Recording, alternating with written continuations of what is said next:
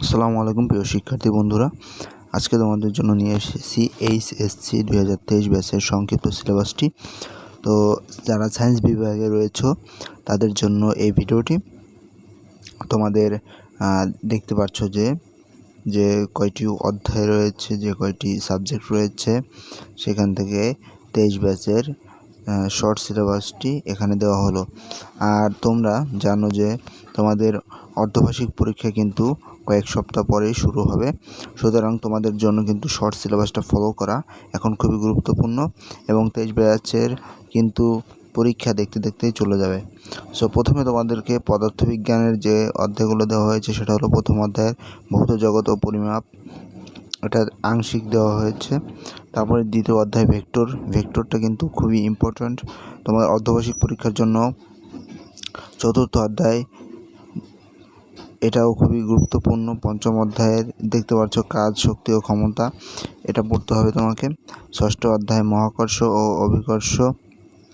তারপরে সপ্তম অধ্যায় পদার্থের গাঠনিক ধর্ম।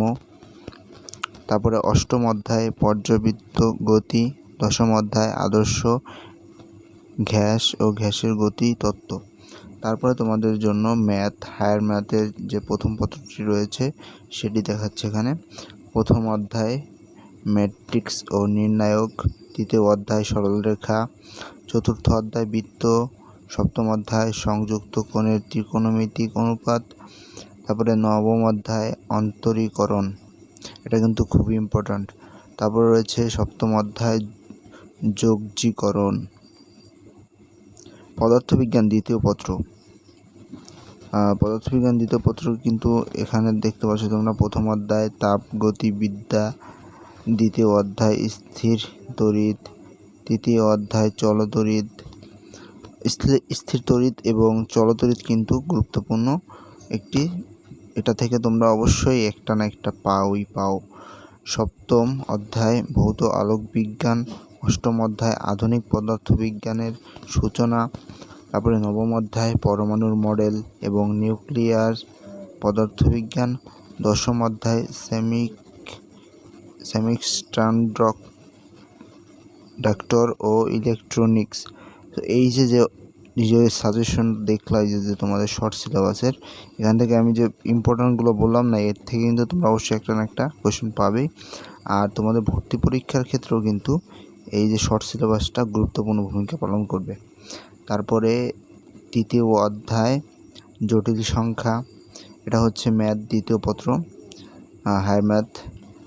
তারপরে চতুর্থ অধ্যায় বহুপদী ও বহুপদী সমীকরণ। ষষ্ঠ অধ্যায় কণিক। সপ্তম অধ্যায় বিপরীত ত্রিকোণমিতিক ফাংশন ও ত্রিকোণমিতিক সমীকরণ। অষ্টম অধ্যায় স্থিতিবিদ্যা। নবম অধ্যায় সমতলে বস্তুকণার গতি। সো এটা। তারপরে বায়োলজি প্রথম পত্র, তোমরা যেটা করবা সেটা হচ্ছে শর্ট সিলেবাস তোমাদের। এগুলো অবশ্যই তোমাদের কোর্স করতে হবে। তোমরা যদি প্রাইভেট টিউটর বাদে অনলাইন কোর্স করতে চাও তাহলে শিখর বিভিন্ন ধরনের আলাদা আলাদা সাবজেক্ট অনুযায়ী তোমাদের সায়েন্সের ম্যাথ, পদার্থ, কেমিস্ট্রি, বায়োলজি এর আলাদা আলাদা কিন্তু কোর্স রয়েছে। এই কোর্সের লিঙ্কগুলো আমি তোমাদের নিচে দিয়ে দেবো আমার ডিসক্রিপশন বক্সে। আর যদি এই লিঙ্ক থেকে তোমরা ক্রয় করতে চাও তাহলে কিন্তু এখানে 100% পেমেন্ট মানে অনেক বেশি দেওয়া থাকে। আর এই পেমেন্টটা তোমরা 50% ডিসকাউন্ট নিতে পারবে, সেটা হচ্ছে একটা প্রোমো কোডের মাধ্যমে। সেই প্রোমো কোডটি আমি তোমাদের জন্য ডিসক্রিপশন বক্স এবং কমেন্ট বক্সে লিখে দেব যে প্রোমো কোডটি কী। সেটা হচ্ছে সবগুলোই বড় হাতের APU, এই তিনটা যদি কোড ইউজ করো তুমি তাহলে কিন্তু তুমি ডিসকাউন্ট পাবে 50%। সো বায়োলজি, এই যে দেখতে পাচ্ছ কোষ ও প্রথম পত্র বায়োলজি, কোষ ও এর গঠন। তারপরে দ্বিতীয় অধ্যায়, তারপরে কোষ বিভাজন। তারপরে রয়েছে অণুজীব চতুর্থ অধ্যায়ের। তারপরে সপ্তম অধ্যায়ে নগ্নবীজি ও আবৃতবীজি উদ্ভিদ। অষ্টম অধ্যায় টিস্যু ও টিস্যু তত্ত্ব, এটাও ইম্পর্ট্যান্ট। তারপর নবম অধ্যায় উদ্ভিদ শরীর তত্ত্ব। একাদশ অধ্যায়ে রয়েছে জীব প্রযুক্তি।